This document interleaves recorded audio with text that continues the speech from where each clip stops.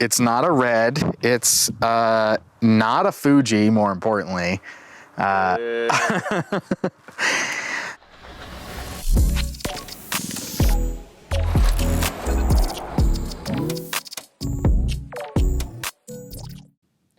What a year.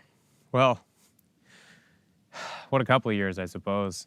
It's been a while since we've been with you guys, and I apologize. We've been super busy, and in a good way, actually. It's really good to be busy at times, and this year we really needed to just buckle down and stick to our clients' needs, and of course our family time when we could get it as well. A couple big changes with Maymount Media this year. Number one, we've sort of returned back to our video production being the primary source of our income and just client work in general. We're out on the game field right now and prepping for the final preseason game of the year.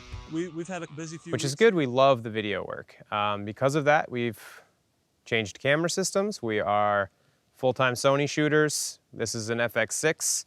And in case you're wondering why, well, it's really quite simple. We're video shooters, and this is a video camera. This camera is capable of a very good image quality, but so were our previous cameras. Really what it came down to for us was usability. This has an articulating side handle. This has a top handle with full control. This has an internal variable ND filter. That was a key one. It also has an integrated audio interface for XLR audio, and a few other features like dual bass ISO, 800 and 12,800. Right now you're watching this on a Sony FX6, and if you're wondering why, I'm gonna cut away to a shot from my cell phone here of where we are, and more importantly, when we are. The sun set about an hour ago, so yeah, I don't actually know if I can even get, oh yeah, I can sort of see what's happening in the video there. So if that tells you anything about what this FX6 is capable of in terms of low light, pretty incredible machine. HDMI and SDI outputs, and a whole mess of other features that really put this camera just checking almost every box you could possibly think of. Really, the only flaw was the price, and in the end, it was worth every penny. So what we decided was building a camera out every week and then de-rigging it to go shoot photography for weddings on the weekends, and back and forth became exhausting, and it started to make us a little anxious that we were forgetting this or that. Having a devoted video kit that is set aside and ready to go on any video shoot, and then of course on the other side of that coin, having a devoted photography bag that is loaded and ready to go without anything missing or forgotten, really set our minds at ease and gave us the ability to focus on what's important: composition, lighting, the story in video, or in photography for that matter. So it really became a no-brainer for us in the end, and I think we were held back by a little weird sense of brand loyalty, and we decided that we needed to remember always, cameras are tools to get a job done, and if there's a tool out there that can help you get your job done easier, more efficiently, more effectively, then you should go for it. We had a really busy year this year, and anything that can help take a little bit of stress off of us and let us focus a little bit more on creating great products, that's what we're on board with this year. So this is the Sony FX6. All the features I just mentioned, as you can clearly see, just so many physical buttons and dials, gives you the opportunity to set up all your little settings that you need just at the touch of a button.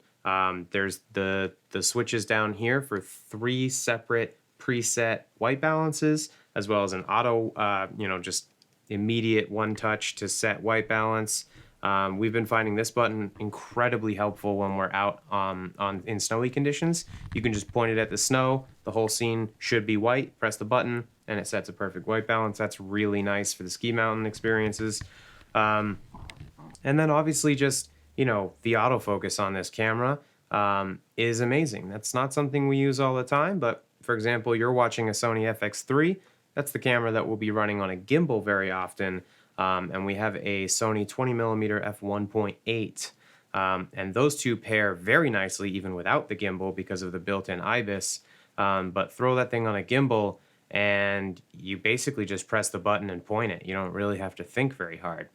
It's been nailing autofocus for us every single shot we've been trying to get, and it renders beautifully.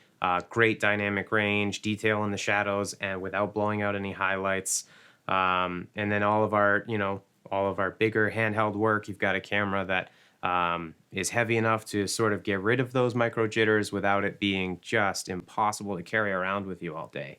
As you can see on here, we've got a cinema lens. This is the Rokinon Zine CF 50mm t1.5. We found ourselves lacking in the sort of standard focal length prime, and switching back to full frame gave us a lot more options. So we picked this lens up. We haven't really put it through its paces yet, but we have done a few shoots with it, and so far absolutely love having that nice smooth manual focus, having a really compact prime that has just fantastic image quality, even sharp, wide open at t1.5. So yeah, a lot of reasons to switch. We're going to be getting back into the YouTube thing if at all possible. So if you are really curious about hearing more about our equipment or the reason we switched, leave that in the comments down below. And if you're not interested in the equipment and you just want to hear tips and tricks of the trade to try and up your video production or your photography quality, then give us a shout down in the comments section below. We appreciate your patience while we were sort of just trying desperately to keep up during this crazy year, and we look forward to checking in with you a little bit more often than we have been. So thanks for stopping by, and we'll see you next time.